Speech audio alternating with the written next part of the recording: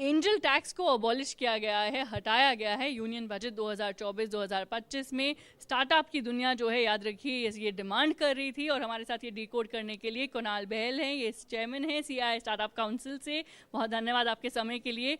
आपके पहले ख्याल कि फाइनली स्टार्टअप इंडस्ट्री की जो बहुत बड़ी मांग थी वो अब सुनी जा रही है? ये एंजल टैक्स को हटाना एक बहुत बड़ी मांग थी हमारी इंडस्ट्री की बहुत सालों से।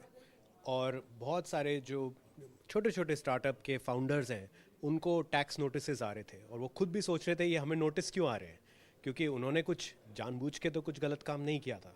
तो एक गैप इन अंडरस्टैंडिंग थी between the policy and the actual जो जो जिस तरह से इस इंडस्ट्री में काम करा जा रहा था। और अब इस क्लैरिटी की वजह से बहुत सारे जो फाउंडर्स हरास हो रहे थे या तंग हो रहे थे वो अब सारा सॉल्व हो गया एक बारी में।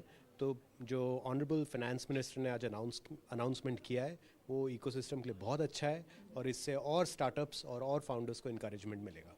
जी बिल्कुल। और फाइनेंस मिनिस्टर ने ट्रेनिंग और युवा के लिए स्किल सेट के लिए भी बात करी है। काफ़ी नए स्कीम्स अनाउंस हुए हैं और जो एग्जिस्टिंग स्कीम्स हैं उनको भी बदलाव में जो है बदलाव आएगा उनमें भी। और वुमेन एम्पावरमेंट में, यानी कि महिला के लिए भी काफ़ी फोकस आया है। इस बजट में अनाउंसमेंट हुई है कि उनके लिए भी जो जॉब्स कर रही हैं या स्किलिंग कर रही हैं, ट्रेनिंग कर रही हैं, तो अलग तरीके से वुमेन एम्पावरमेंट और वुमेन सेंट्रिक स्कीम और फोकस होना चाहिए। तो आपका क्या ख्याल है कि आने वाले समय में ये स्किल सेट जो है और ट्रेनिंग जो है, जो हमें बदलने की ज़रूरत है, उस पर जो बदलाव अगर हम लाएंगे तो स्टार्टअप की दुनिया में और बाकी पूरी इंडस्ट्रीज़ में भी जॉब क्रिएशन यानी कि नौकरियों का क्या असर होगा?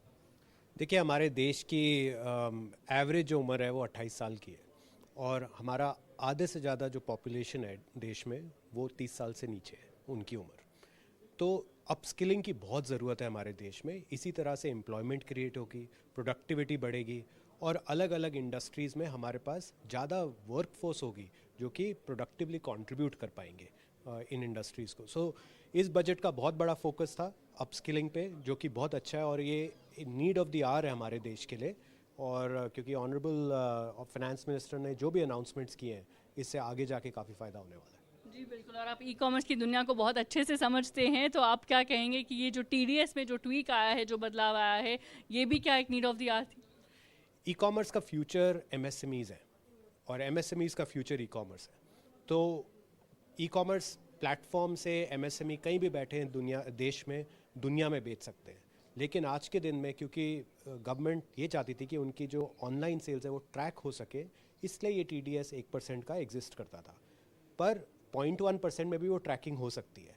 और क्योंकि ये ऑनरेबल फाइनेंस मिनिस्टर ने रियलाइज़ किया है और ये 1% को 0.1% पे रिड्यूस किया है, इससे जो वर्किंग कैपिटल है, जो ये एमएसएमई ऑनलाइन बेचते हैं, उनके वर्किंग कैपिटल साइकिल काफ़ी इम्प्रूव होगा। तो इससे उनका भी फ़ायदा होगा और सेक्टर का भी फ़ायदा होगा। जी बहुत धन्यवाद आपके समय के लिए। शुक्रिया।